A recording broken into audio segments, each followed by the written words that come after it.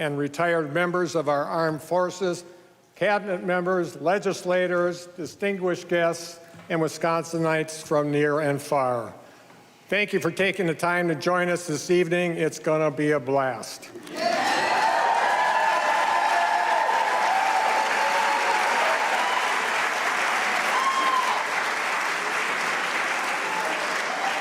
So I'm Tony Evers, and I'm honored to be the 46th governor of the great state of Wisconsin as I deliver my 8th and final State of the State address to you tonight.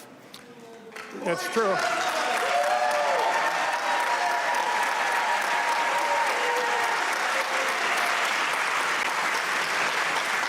A lot of happy faces over here.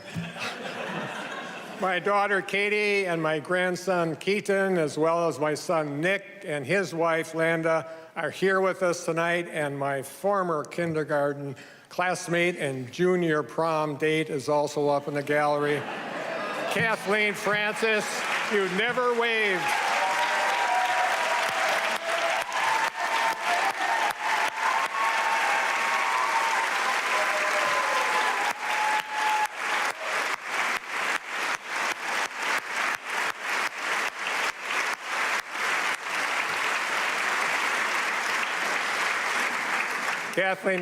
Kathleen Francis, you've never waved through all the ups and downs of my 50 years of public service.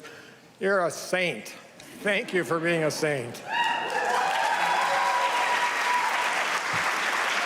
Before we begin tonight, Wisconsin, today is an election day.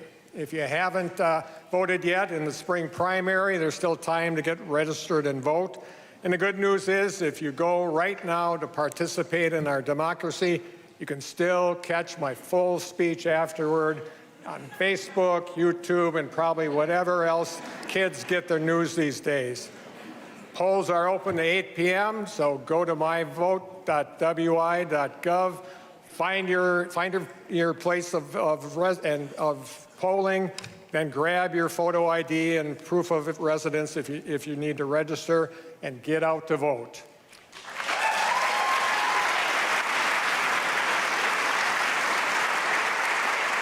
I'm so humbled and thankful for the last 7 years and those who helped make it happen. But tonight, Wisconsin, I want to focus on the work we still have left to do, so I'm going to save my long list of gratitude for my farewell address later this year.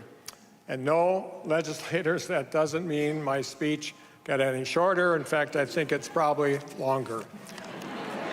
Sorry. I know many lawmakers are antsy to end the legislative session and pack up to get back on the campaign trail. By the way, if anybody's running that wants advice from someone who won 5 statewide elections, right here.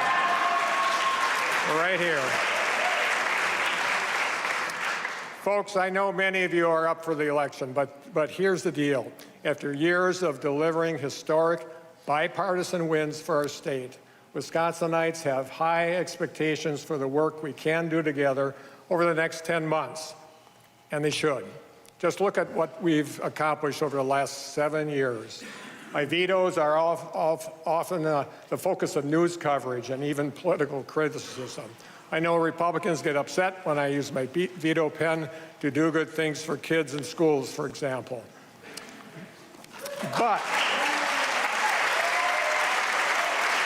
But here's the truth. Here's the truth. The truth is, I've signed over 800 bills as governor, and more than 97% of those bills passed with bipartisan support. How about that?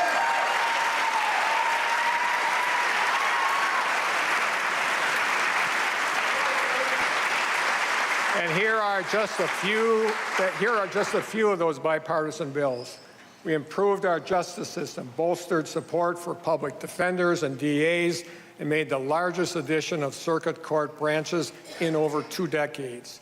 We made sure firefighters and law enforcement officers can access workers' compensation for post-traumatic stress. We created a holiday honoring Hmong Lao veterans, and our kids now learn about Hmong and Asian American history in their schools. We fixed gaps in the Amber Alert system through the Prince Act so that we could locate missing kids faster. And folks, this is all barely a fraction of the more than 800 bills I've been proud to sign as governor. We expanded the tax credits to help lower the cost of child care for working families. We made it so that the state park passes can be used for 12 full months, regardless of when they're purchased. We provided Medicaid coverage for telehealth services so that folks can access health care right from home. We supported peer-to-peer suicide prevention efforts for kids in schools. We invested in helping local communities prepare for and prevent flooding before disaster happens. And we worked together to keep Major League Baseball in Milwaukee until 2050, so future generations of Wisconsin's kids will grow up rooting for the Brewers like so many of us have.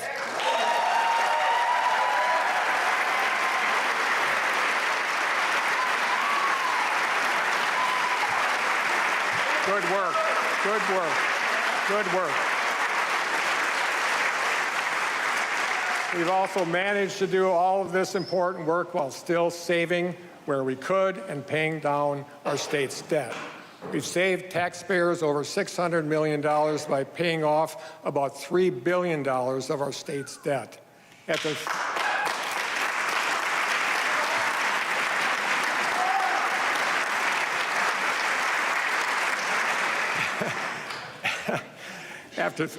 Excuse me.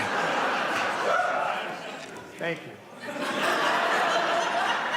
After 30 consecutive years of our state's checking account running a deficit, we've ended every full fiscal year I've been governor with a positive balance. How about that?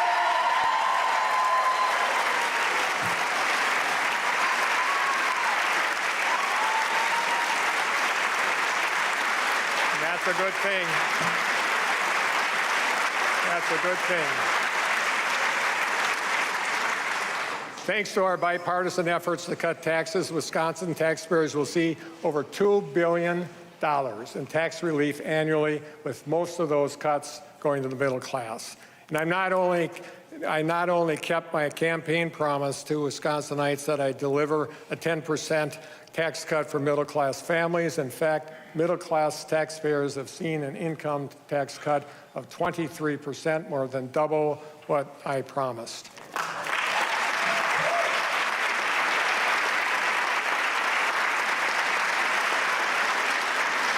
Wisconsinites, you're keeping more of your hard-earned money today than at any point in the last 50 years. How about that?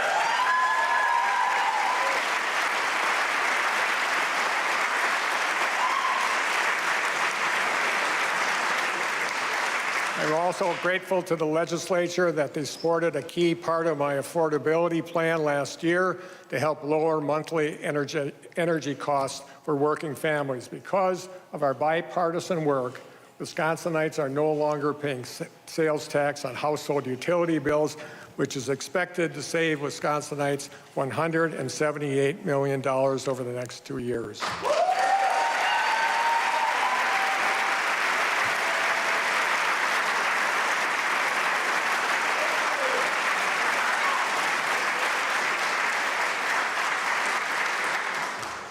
Not only are Wisconsinites keeping more of their hard-earned money, Wisconsinites are making more money too. Average annual wages in Wisconsin went up nearly 26% over my first 6 years in office, and median wages in 2024 reached an all-time high, record high.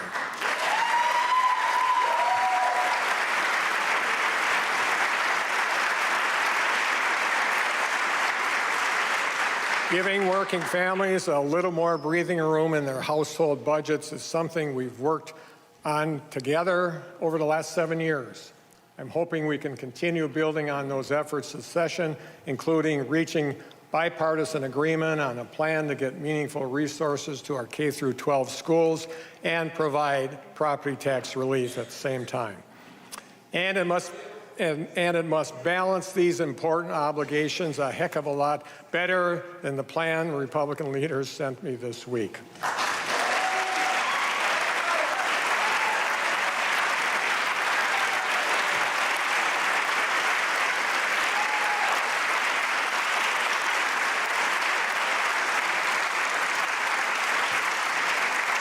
Another important priority for us over the last 7 years has been addressing the workforce challenges that have plagued our states for generations. We've been working to build a 21st century workforce in Wisconsin that needs to compete in the 21st century economy. We've reduced barriers to joining our workforce by investing in child care slots for working parents and making sure that they can get to and from work. We're helping over 127,000 Wisconsin workers get career and skills training thanks to investments I directed. Wisconsin's seen record high employment and record low unemployment. And we've had the highest ever enrollment in our registered and apprenticeship programs ever in state's history for several years in a row.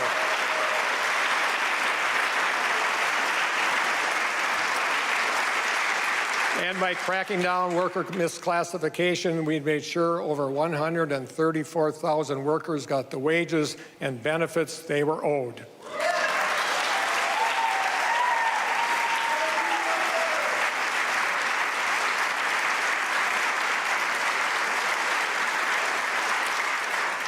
A key part of our work to support working families, strengthen our communities, and grow our state's workforce has been ensuring folks have the housing they need in the communities they work in. It's about connecting the dots, and expanding access to affordable housing is an issue I hear about almost everywhere I go in Wisconsin. We work together to pass the largest state investment in workhouse housing in Wisconsin's history, and my administration has supported over 30,000 new housing units across the state.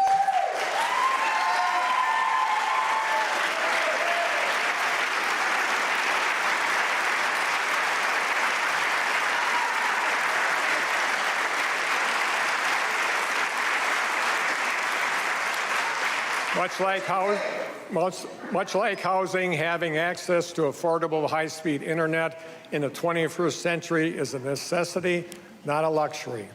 It's why no administration has done more to expand access to high-speed internet for working families than we have.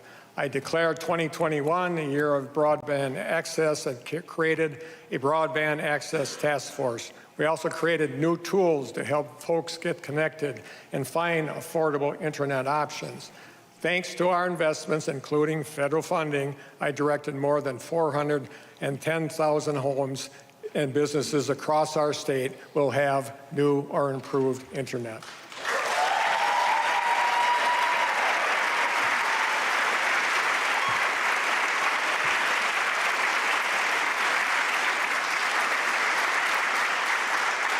Supporting our farmers and their families and our state's agricultural industries have always been part of our work over the last seven years.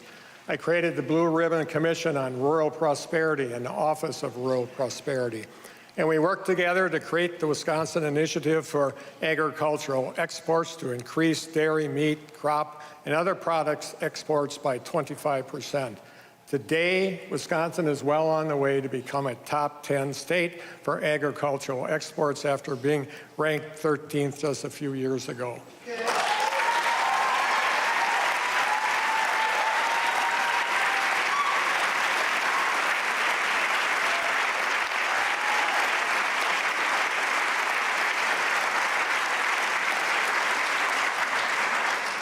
Thanks for the applause I get to drink.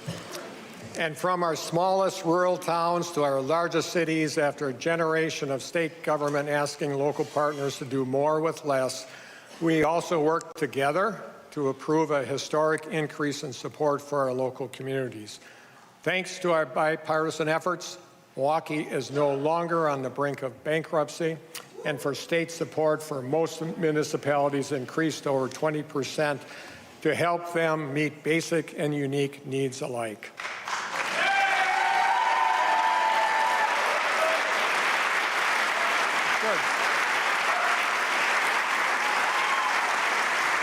That's a good thing. We're also making sure the state helps support local communities by investing in infrastructure needs across Wisconsin that long have been neglected. When I took over, our transportation fund was on the brink of insolvency. For years, the state spent money that was meant to improve our infrastructure on other things, leaving our roads and bridges in disrepair. I made a promise to Wisconsinites that I'd work to fix the darn roads. I even been out and on my annual pothole patrol as governor to fix the roads myself. We approved the largest investment in local road construction and maintenance in state history. Thanks to our bipartisan work, local partners will receive $600 million in funding this year.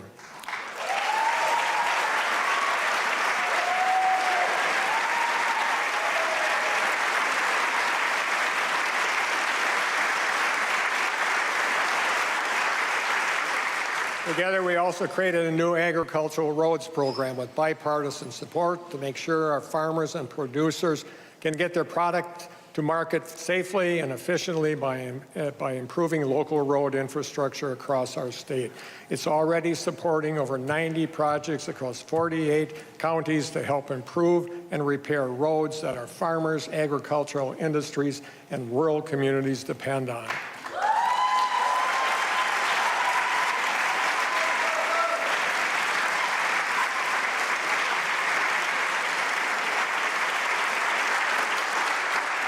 Folks, all of these efforts have played a key role in our work to fix the darn roads across Wisconsin, and we've delivered. Thanks to our work together, my administration has been able to improve or repair over 9,600 miles of roads and over 2,400 bridges across our state.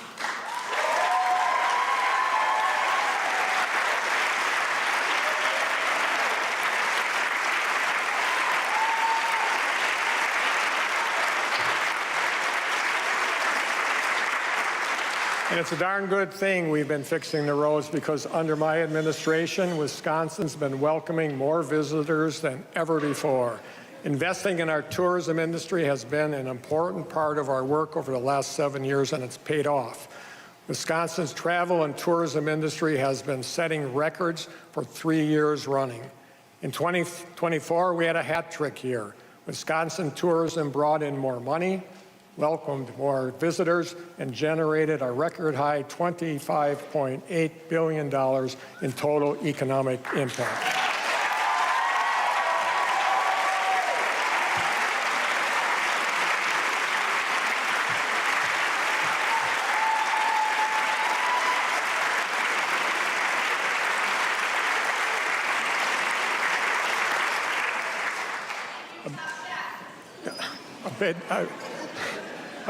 A big driver of our tourism industry's success is our Wisconsin's outdoor recreation economy. Biking and hiking, camping and canoeing, fishing and hunting, snowmobiling and skiing, you name it.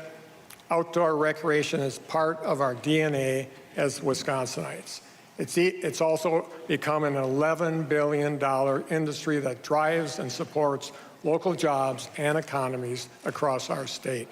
I propose creating our state's ever first Office of Outdoor Recreation, and we work together to get it done so that Wisconsin now has a dedicated office to support this critical economic industry.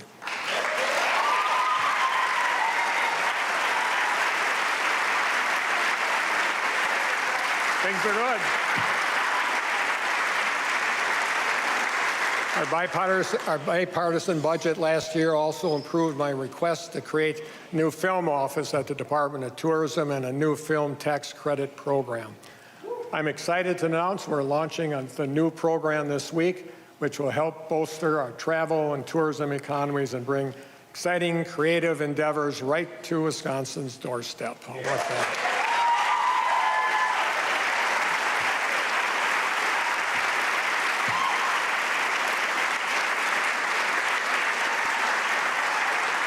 Folks, we've gotten a lot done for Wisconsin over the last 7 years. Our work during the Year of the Kid is another good example. From teaching science in Baraboo to getting the scoop from students on Smoker's Corner as principal in Toma, to the decade I spent as state superintendent, to becoming your governor, I've devoted most of my life to doing what's best for our kids. After watching a Republican governor and legislature, shred my education budgets as state superintendent, I knew we could do more and better for our kids.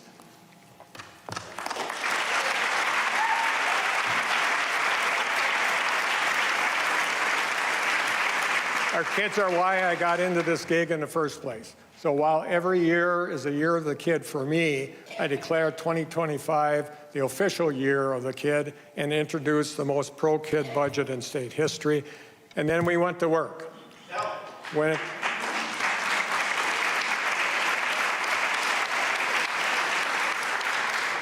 it comes to doing what's best for our kids, we have to start early. A top priority for me during the year of the kid was to lower the cost of childcare so more kids and families could access early childhood education. Getting direct support to childcare providers in our state budget was a bright line issue for me in negotiation with Republican leaders. I fought hard to make sure our pro-kid budget included $360 million to support our childcare industry and working families, more than 1/3 of which will go directly to providers to support care for nearly 170,000 kids.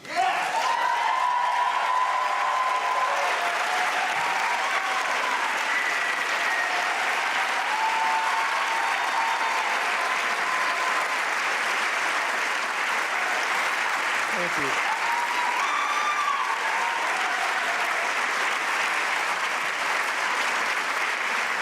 We also created our state's first ever fully state-funded child care program called Get Kids Ready.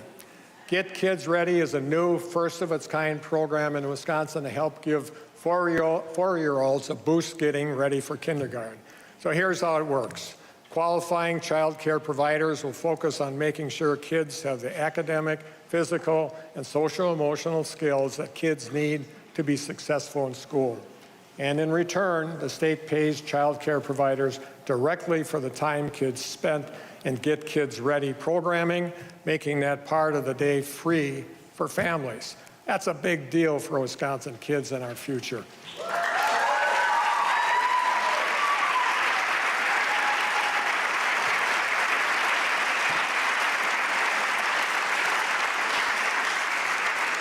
And I'm excited to announce tonight that nearly 1,400 providers have signaled that they're ready to be part of this program, an effort is projected to help as many as 24,000 kids across Wisconsin get a head start on their education in just the first year. How about that? Good work. Good work.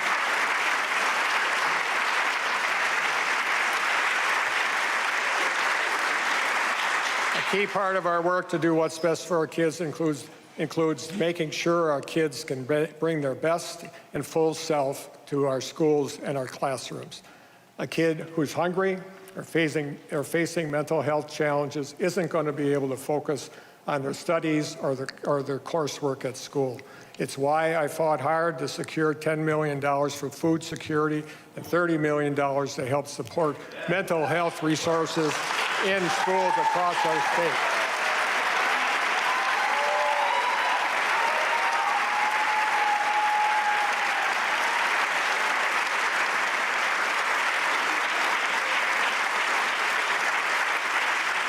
Thank you.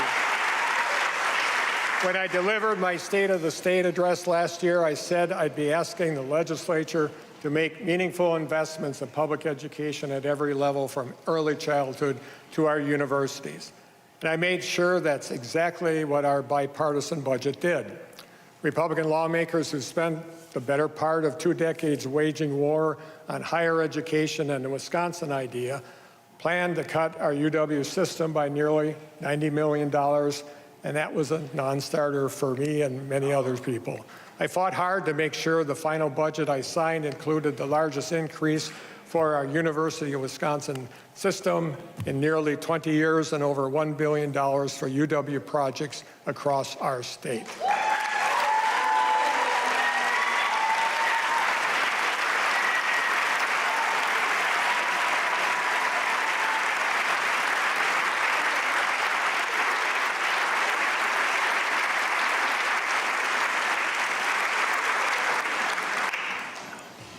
Folks, I declare 2025 the year of the kid because I wanted everything we did last year to be focused on doing what's best for our kids at every age and every way, and no matter where they live in our state. But Wisconsin, I've always promised to give you straight information here, and that's exactly what I'm going to do. So I want to talk about how our bipartisan budget delivers for our K-12 kids in schools. And I also want to talk about the ways that fell short and the work the legislature must do to make good on the bipartisan promise we made to our kids in the last budget.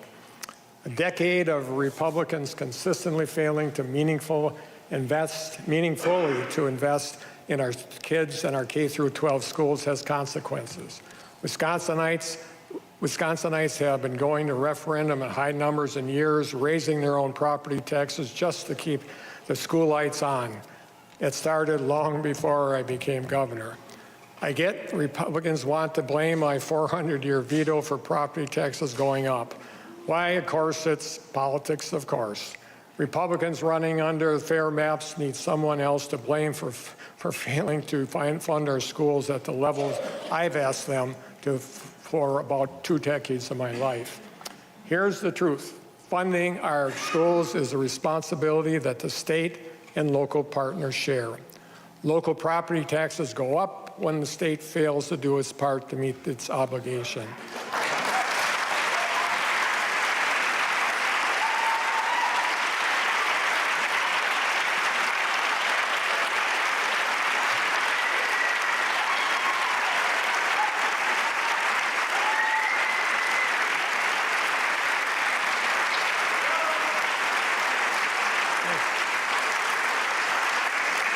I'll go 10 toes with any lawmaker about school funding. My 400-year veto isn't an automatic property tax increase, folks, because that isn't how school funding works in Wisconsin. The legislature has rejected over $7 billion for K-12 schools that I requested over the last 4 state budgets. If lawmakers want to have an honest conversation about property taxes, start there.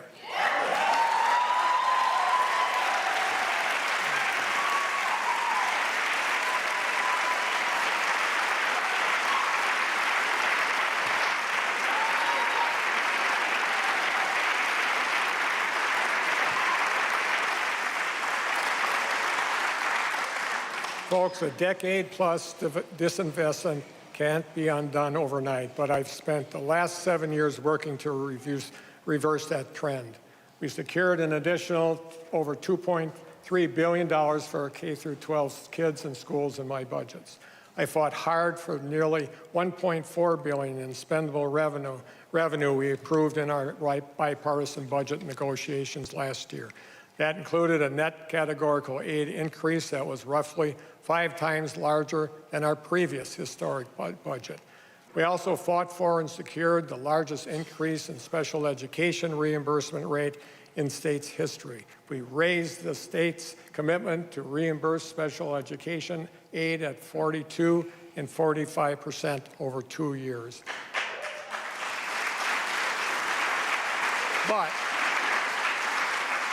And there's a big but here. But here's the problem. The legislature refuses to set aside enough state money to actually meet those percentages. So in reality, DPI estimates the state's only reimbursing at a rate of about 35% instead, well short of the budget we negotiated. We have a constitutional obligation. We have a constitutional obligation to fund our schools in the state. Folks, the legislature must approve the level of funding necessary to meet the percentages our kids and our schools were promised in the last budget. Period.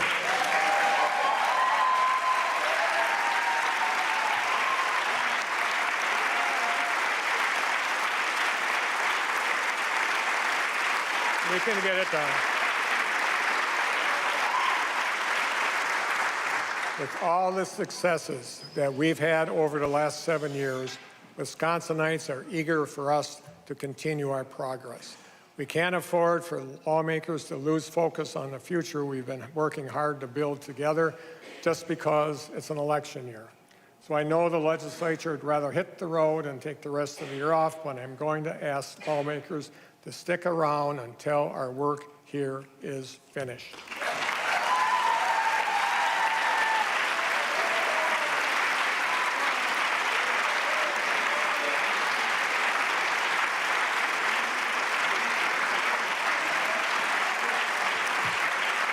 Thank you. There's always more work we can do, folks. Let's start with public safety. I wish Republican lawmakers would have been willing to do more during the Year of the Kid to help keep our kids, families, and communities safe. I was really disappointed that for all the rhetoric about who cares about crime and who doesn't care about crime, Republicans voted against my proposal to make the Wisconsin Office of Violence Prevention permanent. We could be doing so much more to address domestic and intimate partner violence, for example. These statistics drive me nuts. Domestic violence homicides in Wisconsin jumped by 20% between 2021 and 2022. 20%. We hit a new record high of Wisconsinites murdered in domestic and intimate partner violence incidents. The record only lasted until 2024, when 99 Wisconsinites were killed. They were murdered.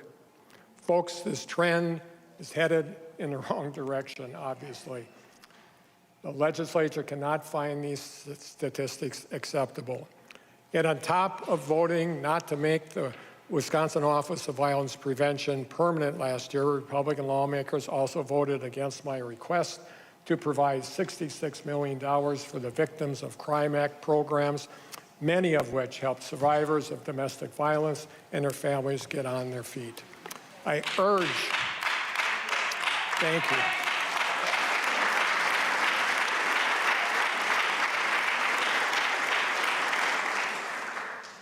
urge the legislature to send bills to my desk to codify the Office of Violence Prevention and fund Victim of Crime Act programs.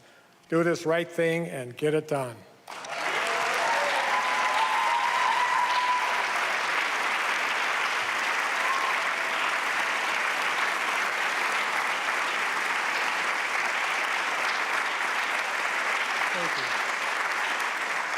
In the meantime, my administration and I will continue our work however we can to reduce crime and violence and help make kids and families safer.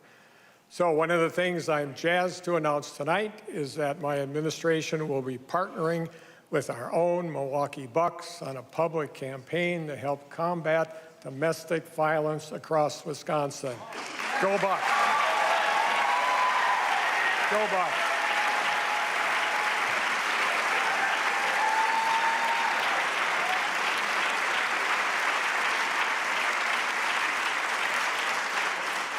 I also want to talk about gun violence, which is why I created the Wisconsin Office of Violence Prevention.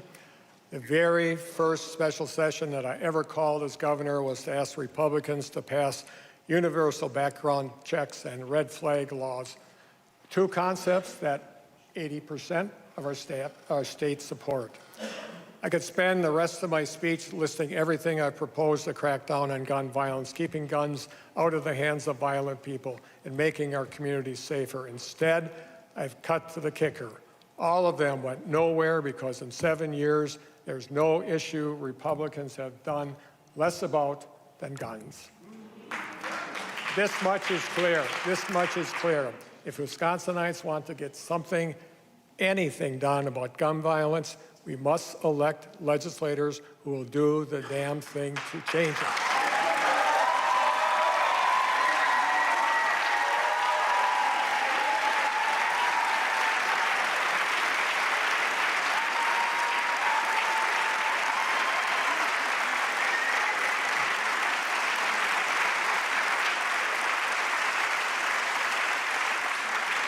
I've also spent years urging Republican lawmakers to approve reasonable common sense policies to move Wisconsin's corrections, courts, and justice systems into the 21st century. I introduced a sweeping corrections reform plan last year that would close GBCI by 29, get kids out of Lincoln Hills and Copper Lake, and turn Waupun into a state-of-the-art vocational facility. Republicans quickly dismissed it, insisting they'd come up with a better plan and pass that instead. It's been over a year now, and I haven't seen one, either enacting my plan nor propose a plan of their own. I'm still hopeful that we can work together to pass a bipartisan bill this year on a comprehensive corrections reform to set an achievable goal for GBCI to close, convert Lincoln Hills, and revamp Waupun. We also need to make sure the plan includes evidence-based efforts to stabilize our skyrocketing prison population and reduce likelihood that people will reoffend, making our communities safer and saving taxpayers on correction costs down the road. We don't need to ask taxpayers to pay for a brand new prison. That won't be done for a decade.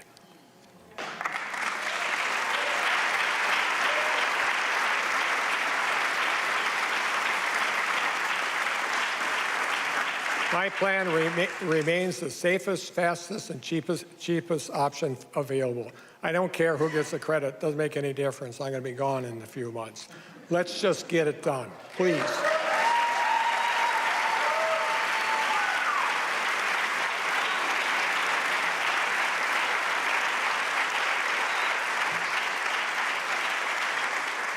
In the meantime, I will continue to exercise my constitutional powers as governor to do what I can to improve community safety and change Wisconsin's justice system for the better.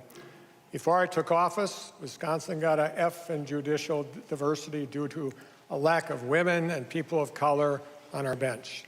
So it was important to me to appoint judges who are a reflection of the people of our state. I'm especially proud that no governor has appointed a more diverse class of judges in state history. More than a third of the judges I appointed are people of color, and more than half are women.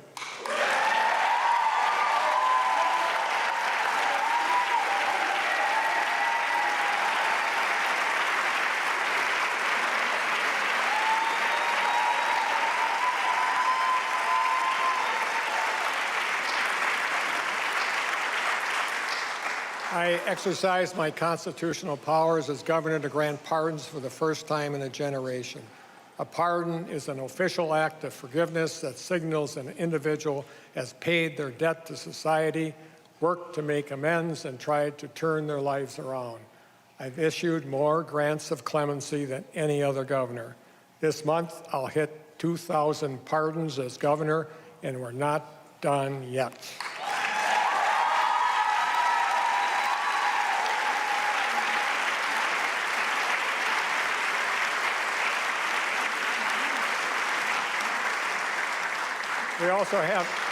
We also have important things to get done this year to clean up our water and protect our natural resources. We make a promise to our kids and grandkids that will leave them a better state and world than the one we inherited. That's the future we've promised them, and that's the future they deserve. And my administration has worked to lead the way.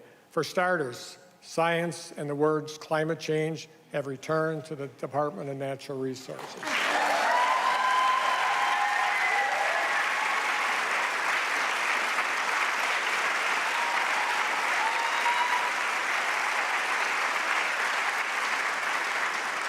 I also created the Office of Sustainability and Clean Energy, and we released the Wisconsin's first ever clean energy plan to help lower energy bills for working families, reduce reliance on out-of-state energy sources, and create more than 40,000 jobs by 2030. We also joined the U.S. Climate Alliance, took the Trillion Tree Pledge, and committed to planting 100 million trees by the end of 2030. We planted over 42 million and saved over 76 acres of forest land in just the first 4 years. 4 years.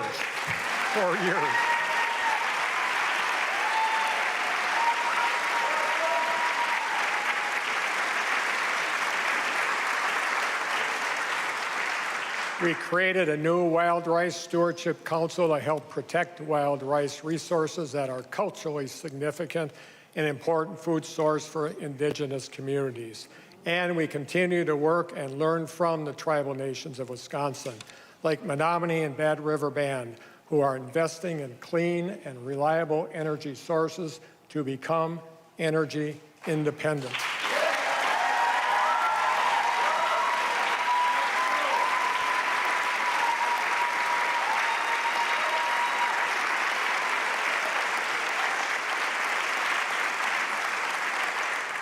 For years, the state has purchased renewable electricity certificates from Wisconsin utilities to power our state agencies.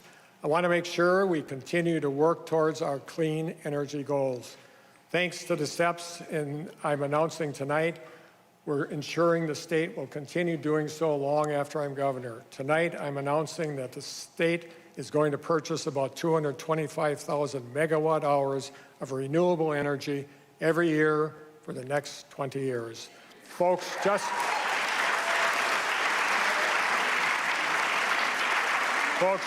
to put that in perspective, that's enough renewable energy to power more than 500,000 Wisconsin homes.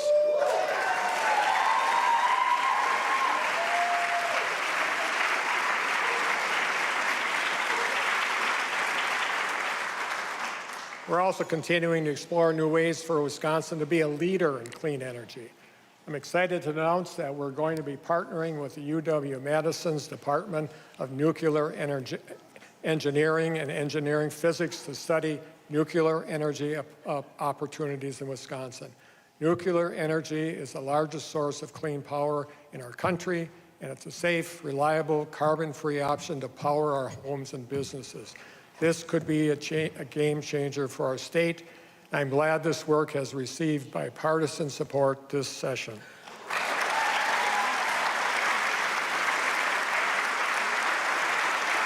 Thank you.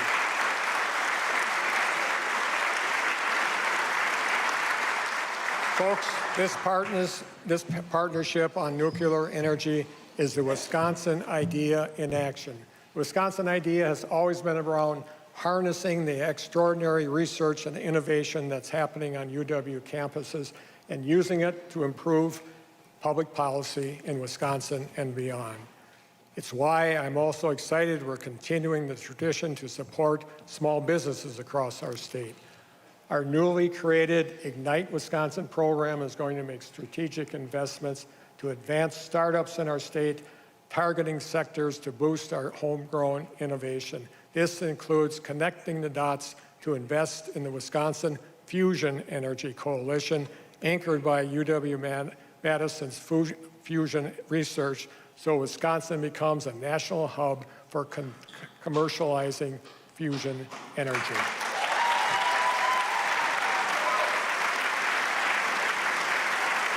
That'll be fun. That'll be fun. That's going to be a blast.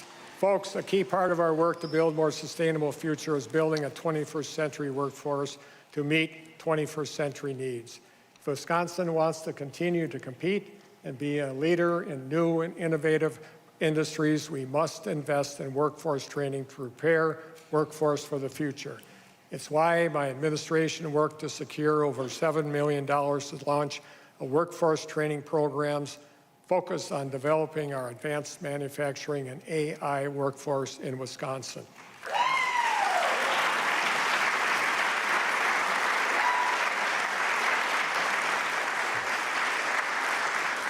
Folks, AI is here to stay.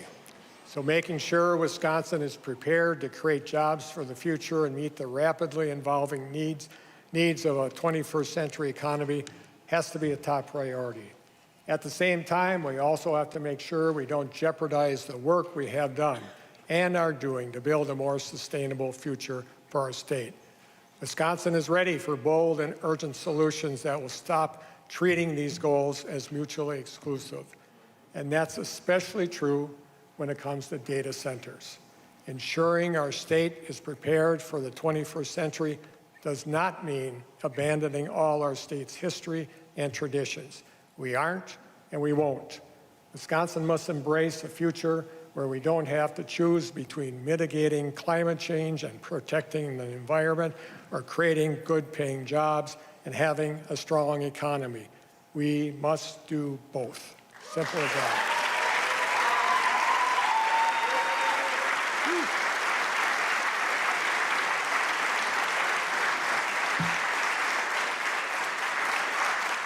We also couldn't reach consensus during the state budget negotiations on a comprehensive plan to reauthorize the Knowles-Nelson Stewardship Program, the namesake of two Wisconsin conservation heroes. The Stewardship Program, which has been a proud part of Wisconsin's heritage for decades, is now set to expire at the end of June.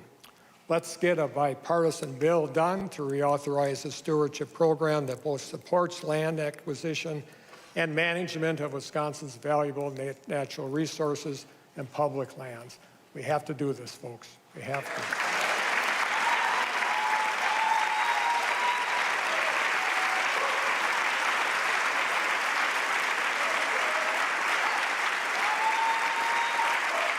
Thank you.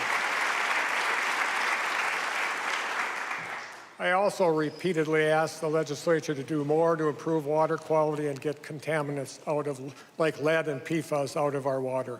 Wisconsinites should be able to trust the water coming out of their tap. So we must find common ground on a bipartisan legislation to help Wisconsinites get contaminants like PFAS out of their water and release the $125 million we approved over 2 years ago.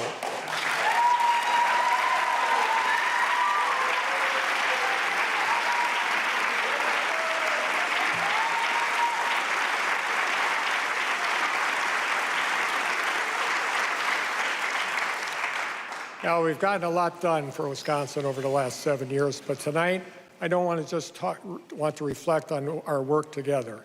I also want to talk about what's next, where Wisconsin goes from here, what worries me about our future and actually keeps me awake at night as governor. I'm worried about the impacts of reckless decisions being made in Washington, and that these decisions will have disastrous consequences for Wisconsinites, taxpayers, and the state budget going forward. I'm worried about the tens of thousands of federal employees who are fired for no reason, including thousands of Wisconsin workers. Many serve veterans and our farmers and agricultural industries. I'm worried about the people who suddenly found themselves without jobs due to no fault of their own. And I'm worried about Wisconsinites, especially our veterans and farmers, who depend on the services these folks are supposed to provide. I'm also angry when I think about our neighbors, young kids and families across the state who aren't going to school or work or anyplace else because they're scared leaving their home may mean their family will be torn apart. I worry about our kids who are being traumatized by violence on social media, in the news, on our streets, and in our neighborhoods. And I worry about what all this means for America's dairyland, which has depended on the hard work of immigrants for generations.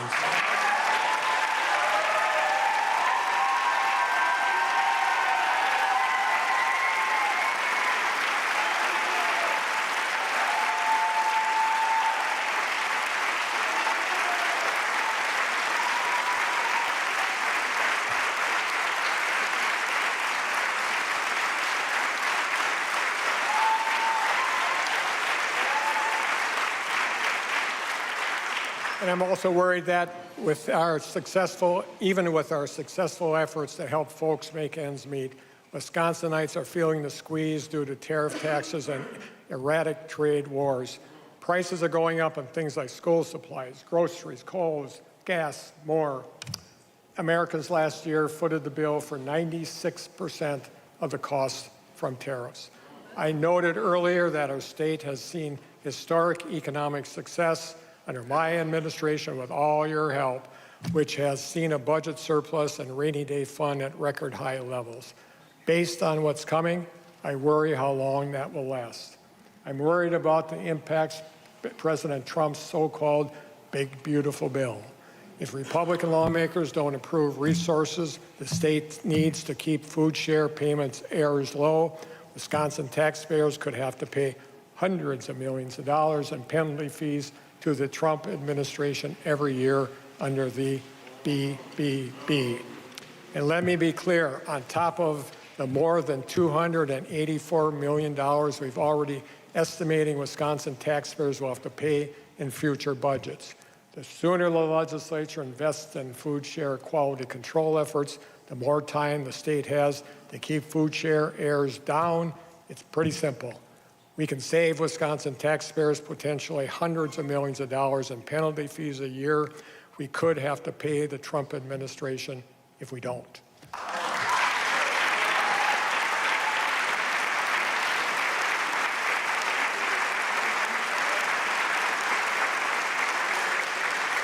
So I'm not negotiating with Republicans about a $70 million investment the state must make right now to save Wisconsin taxpayers as much as $200 million in penalty fees later. We've been asking for this for months, and it has to get done. If the legislature fails to provide the funding that is needed, Republicans will be able to blame the penalty fees taxpayers will be forced to pay. It's not good. It's pretty simple. Let's get it done.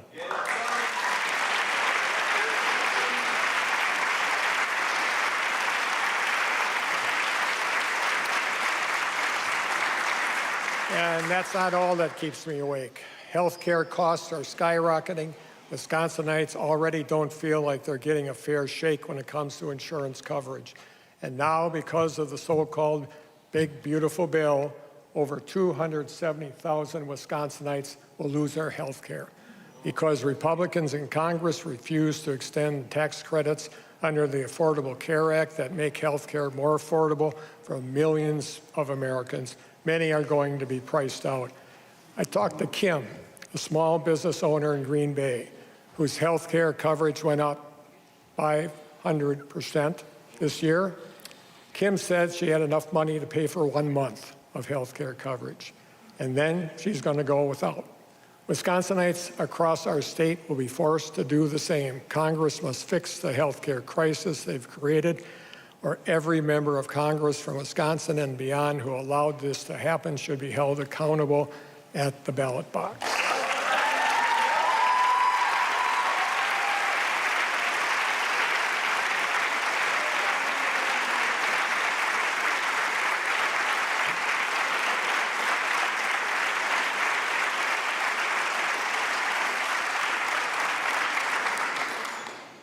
You know this, I'm not a rocket science, but I did teach biology. Maybe if we want to make Americans and Wisconsinites healthy again, making health care affordable and accessible would be a great place to start.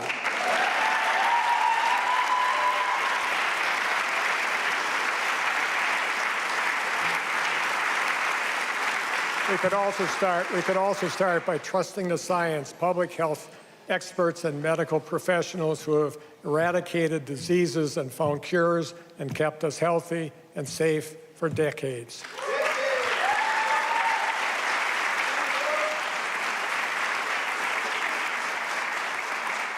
Folks, public health is not a partisan issue, and it isn't up for debate, and real lives are at stake if we fail to listen. It's why in the coming weeks I'll sign an executive order to have Wisconsin join the World Health Organization's Global Response Network.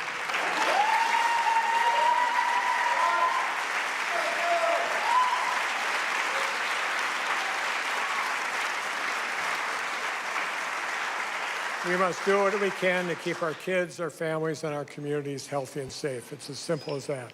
Wisconsin is as purple as ever, but we've shown we can put politics aside and work together to get good things done. Compared to all the chaos, dysfunction, and recklessness in Washington, D.C., here in Wisconsin, we've worked to lead by example. And a big part of that is the fact that today lawmakers are elected under fair maps I signed into law.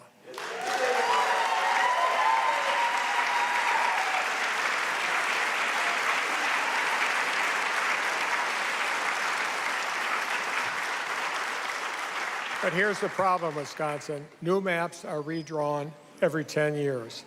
While we have fair maps today, we still don't have a nonpartisan redistricting process in place.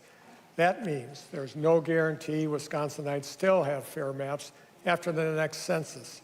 Wisconsinites and Americans across our country have watched the President of the United States put pressure on Republican legislators into adopting new maps that will benefit him. And as a result, Democratic legislators have been put in the unthinkable position to respond by trying to restore balance.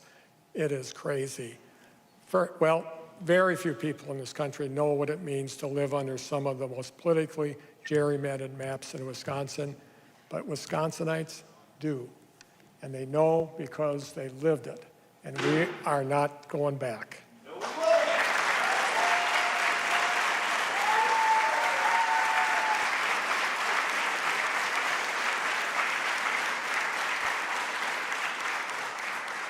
I know people here disagree sometimes a lot.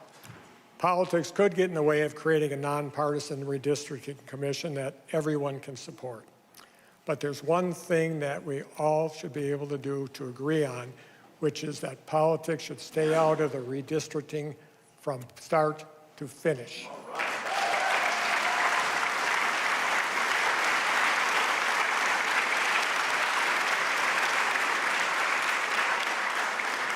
So tonight I'm announcing that I'll be calling a special session of the legislature this spring to take up a constitutional amendment to ban partisan gerrymandering once and for all in Wisconsin.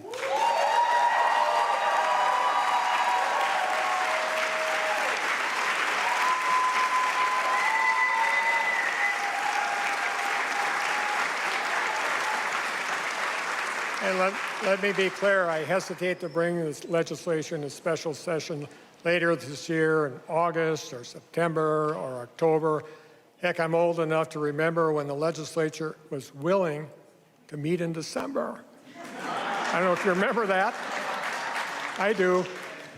Folks, Wisconsin has fair, safe, and secure elections. We must continue to fight every effort by any politician to interfere with or make it harder for eligible Wisconsinites to cast their ballots.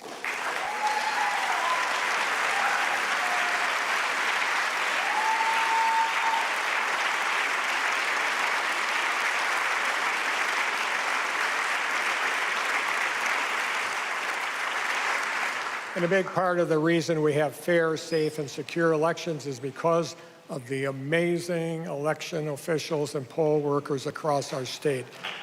So next time,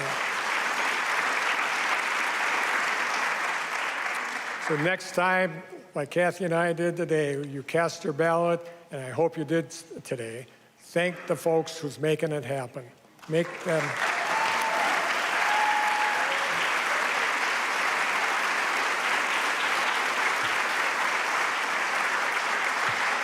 These folks are our friends and neighbors who often volunteer their time to make sure we can exercise our most basic and fundamental rights as Americans. And they do so out of a sense of duty. They do it because it's the right thing to do. They do it because they're a good neighbor. That's extraordinary. As governor, I often declare a theme for a year, a topic or issue I want to focus on. We had the year of clean drinking water, the years of broadband access, mental health, workers, and of course, the year of the kid. This year, I want to keep it simple. I want us to focus on our Wisconsin values of kindness, respect, empathy, compassion. I'm declaring 2026 the year of the neighbor because we could.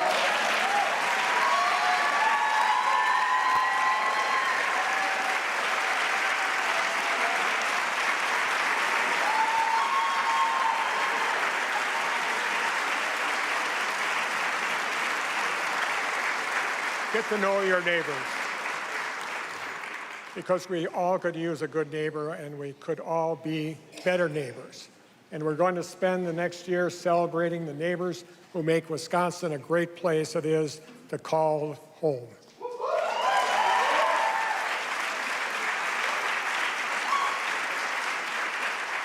The first responders who answer our call in our darkest hour, the librarians who help find our new favorite book, the teachers who comfort, inspire, and educate our kids, the state worker who helped us find and apply for health care or job training, the veteran who served our country, the farmer who feeds our families, the nurse taking care of our loved ones, the helpers who work every day to make life just a little bit better for everyone who lives here. Wisconsinites are helpers by nature. It's in our DNA. When things are tough, we roll up our sleeves and get to work. We shovel a driveway or bake a casserole, and we show up for our neighbors because we know that whether it's unpredictable weather or the unpredictable nature of politics, we're all in this together. And we're going to get through this together, not by alienating our neighbors, but by getting to know them, by looking out for one another and maintaining our Wisconsin values of kindness, empathy, compassion, and respect, because it's the golden rule. And it's the right thing to do because it's who we are as Wisconsinites.